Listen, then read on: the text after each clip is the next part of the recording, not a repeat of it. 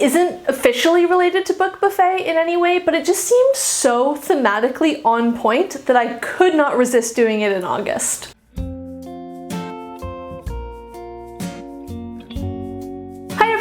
Rosie here, welcome or welcome back to my channel. This tag is not one that I have been tagged in any way. It is the Literary Dinner Party tag by Hannah's Books. I will link her original video down below. When I saw it, I immediately went, wow, that's a cool tag. Also, I don't have time to do that right now because it was in the middle of my, I think, so maybe like January or February when I was doing tags constantly and trying to get caught up. But I needed a video today that I could film several weeks in advance, and I was scrolling through the tags that I have listed as like, that could be fun, and this one just seemed too perfect, so let's do it. I'm going to start with the last question, which is 10. Which booktubers would you like to invite, i.e. tag, for this literary dinner party? Well, even though, as I said, it's not at all officially associated, I'm going to tag my Book Buffet co-hosts, Amrita, Kim, and Amy. I feel like they would all have fantastic dinner party opinions, and I would love to know what they are. And then I'm also going to tag Lady Jane Books, Literarily Smitten,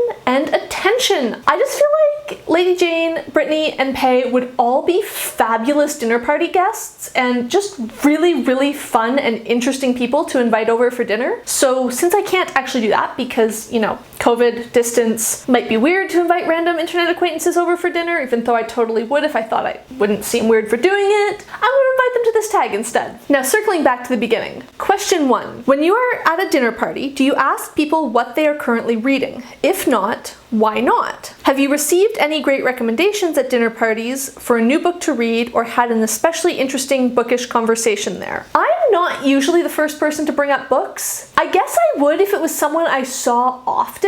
When my friends and I went to trivia basically every week, then we were probably more likely to talk about books because we'd seen each other regularly. We saw each other every week, so you'd get to stuff like books more. Usually when I see people at dinner parties, it's often people I haven't seen in a while, so I'm not as likely to just ask what they're reading. Also, my friend group is very mixed. Some people read a lot, some people don't. Some people read but like don't talk about it, if that makes sense. So I don't know. If books come up, I'm always happy to talk about them. And if I've read a book that's interesting and has something to add to a conversation, I'll bring that up. But I'm not someone who sort of sits down and says, so what are you reading right now? Because I'm uncomfortable. I'm bad socially, we've been over this. As for interesting bookish conversations, I mean, I'm sure I have had some fantastic ones, but none that spring to mind as an interesting story to tell internet strangers. Question 2. Which authors, living or dead, would you invite to a dinner party? These invites can go out one at a time or in groups, so various authors would get to meet each other. Okay, well, first of all, I would absolutely have to invite Terry Pratchett over for dinner. I feel like he would just be such a good guest and like very chill, very much the kind of person you could invite over on a Wednesday evening randomly after work and be like, hey, I'm making dinner, do you want to come? And he'd come over and he'd be funny and just like a fantastic person to have over. Also, I know it's such a cliche, but like I would totally invite Tolkien to a dinner party.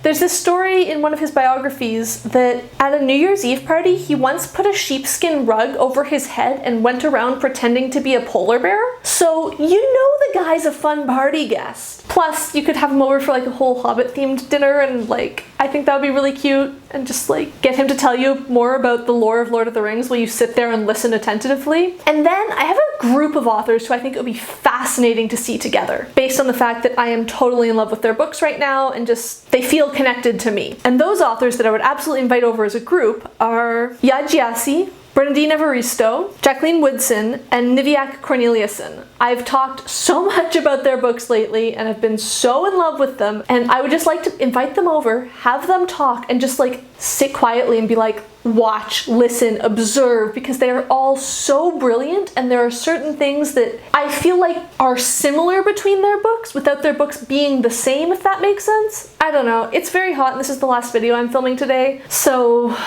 my brain is a bit fried, but I just think that would be a fascinating group of women to get together and to see discuss writing and their works and their approach to fiction, because they do it so well. Question 3 is, which characters would you like to invite? The first one that sprung to mind was actually Anne Elliot from Persuasion by Jane Austen. I feel like I could throw a party that she would vibe with. I think she would like something a little more personal, a little more intimate, kind of quiet, not a big, we're here to be seen and to talk to the right people, but like we're here to actually just enjoy each other's conversation. I feel like she'd appreciate that sort of party. And then I was thinking, well, who would I invite with Anne Elliot? And the next one is Miss Marple. I would love to have Miss Marple over for dinner or to go over for tea at her home or whatever. I feel like she would just be a really great person to have at like a small, intimate little party and get her spilling all the tea about everybody, but not in like a mean way, just in like a, yes, tell me everything way. And finally, I would invite Egwene,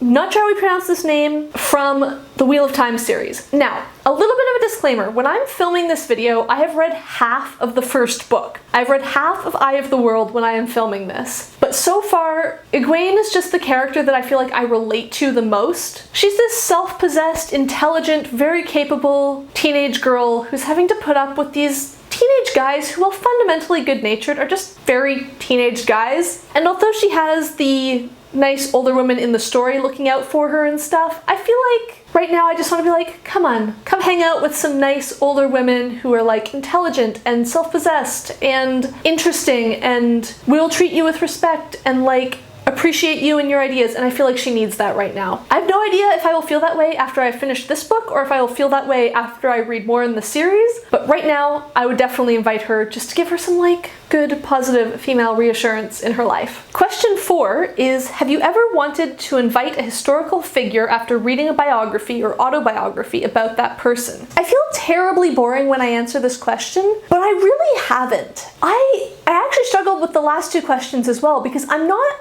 someone who wants to meet my heroes. In fact, I'd really rather not meet my heroes at all. And that goes for historical people as well as modern people. I did one like meet and greet and take a photo at a convention once, and I was just like, I don't like this. This is weird. So I've never sought that out again. So I've never read a biography or anything like that and gone, oh man, I want to sit down and talk with this person. I just want to read more about them. Question 5 is, what would you serve at one of these parties from questions 2 to 4? Or perhaps, what would one of your literary guests bring if you hosted a potluck meal? Prepare for way too much detail. There'll be timestamps down below so you can skip this question if you want, but I love making tacos when people are coming over for dinner. They're sort of the perfect meal to make for people, and I'm going to explain in excruciating detail as to why. First, I really like to make my own corn tortillas. It's super easy, it's not at all complicated, and you don't even need any fancy equipment, although a tortilla press is really helpful. Corn tortillas, super simple. They're so easy to make, but they are so delicious. They make tacos so much better, and at least in my part of the world and in my social circles, it's not something people tend to make, so it's super simple for me. There's literally 3 ingredients, and 2 of those are water and salt, like very, very basic to make. But because my guests don't tend to make them themselves, it looks super impressive because you're like, damn, these are so good, oh my goodness. But like, they're really easy, and actually, the rest of the meal is exactly the same. It's a whole bunch of components where each individual thing is super easy to make, but if you make it homemade, it feels super impressive. So for example, I would usually make homemade refried beans, Rick Martinez's pork carnitas, or maybe I have a pulled chicken taco filling that's like, oh man, that one's really good too. Make your own guacamole, make your own pico de gallo, have a few other toppings that people can throw on, have it all set out in bowls so that everyone can assemble their own and everyone can put the parts on that they want. So that also makes a meal seem better because people put it together with exactly the things they like, so everyone bites in and goes, damn, that's exactly what I wanted. Another perk of the make it yourselfness is that you can make them really easy to customize for people's diets. I don't know about you guys, but I'm very aware of allergies and dietary restrictions because I can't have gluten. So I'm very much conscious of like wanting to make sure everyone can have a nice meal regardless of whatever allergies they have, or if they're vegan or anything like that. So, I mean, one, I always ask people in advance, like, hey, do you have any allergies? But also, because it's assemble it yourself, if you're strategic, you can cater to a lot of different diets easily. So for example, refried beans, super easy to make vegan. And if you make them at home, you can make sure that they're vegan, and then everyone can enjoy them, whether they eat meat or they're vegetarian, or like, you see what I mean? Or if someone is allergic to one component, they can just leave that out. Anyways,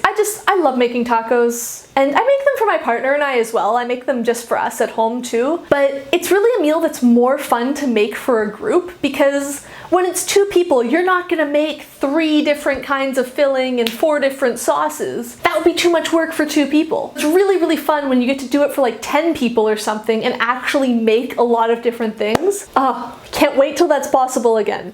And in case you were curious, which I know I would be, for dessert, I would make what I call like Mexican hot chocolate brownies. This is by no means an actual recipe or anything, but you know that Mexican hot chocolate you get sometimes that's got like cinnamon and spiciness in it? You make brownies, but with cinnamon and cayenne pepper in them, in addition to vanilla and all the regular stuff, and ooh, they are so good. I have no idea if this meal would be a good choice for the authors or characters mentioned, but it's a great meal and I have never had anyone complain about it, so it's a go-to for a reason. Question 6 is, what is your favorite meal scene in a book or a screen adaptation of a book? Everything that happens around this scene is absolutely heartbreaking, but there's a description of a picnic/party scene in Beloved where someone picks some really perfect blackberries, I think it is, and the grandmother is like, I've got to make pies, and then she makes pies, and it's like, this is too much pie for just us. I'm gonna kill some chickens and fry them up, and then all of a sudden the whole neighborhood's there and they're having like the most perfect food. Everything about those descriptions sounded just like food so good that you can't believe it's real, and the way that everything was described was just so perfect, so that one is really sticking with me right now. Question 7 is, dinner parties aren't the only times people share food and drink. Are there literary scenes you love where characters get together over brunch, afternoon tea, picnics, cocktail parties, etc.? I'm sure there are many, but I don't think I've mentioned Soulless by Gail Carriger on this channel in months now,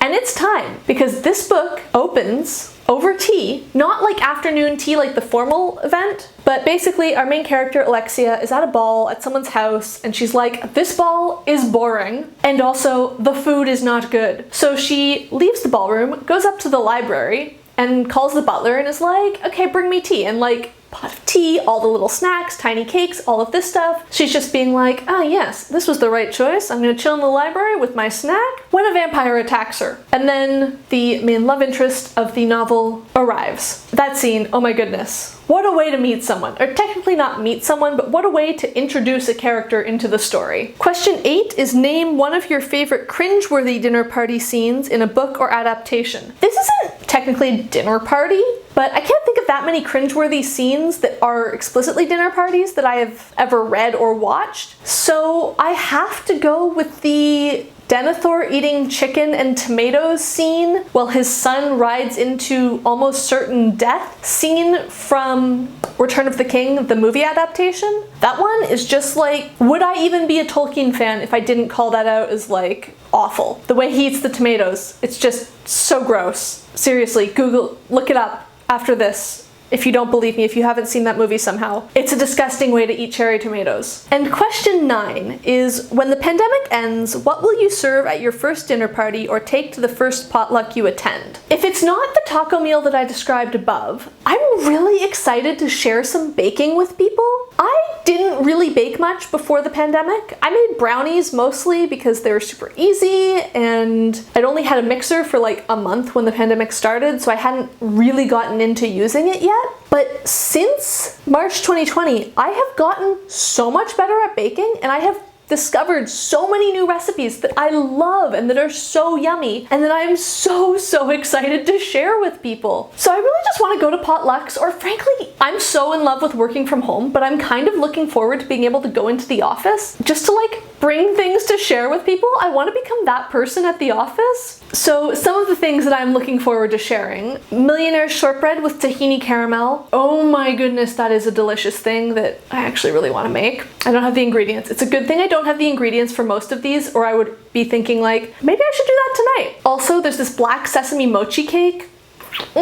So good. It's delicious. I learned how to make Boston cream pie cupcakes, which Boston cream donuts are like my favorite ever donut, but see, celiac, I have not been able to have one in over 10 years. So I figured out you can make a cupcake that's filled with this delicious filling. Ooh, they're so good. Also, chocolate orange cupcakes. Terry's chocolate oranges are one of my favorite things about Christmas. So when I figured out how to make a chocolate orange cupcake with a chocolate orange icing on it, wow, that was delicious. Also, I've now made pistachio cake with dark chocolate buttercream for my partner's birthday 2 years in a row, and that, not a cake I ever would have thought to make just for myself, but I made it because he loves pistachios, so I tried it, and wow, that cake is so freaking good. Oh my goodness. I can't wait to share these with people. So that is what I will do when I can finally bring people food again. That brings us to the end of this tag. As I already tagged people at the beginning, all that is left for me to say is, who would you invite? What would you serve? Tell me about it down below. And as always, if you liked this video, please hit the like button down below. If you would like to see more of my videos, please hit subscribe, and thank you for watching.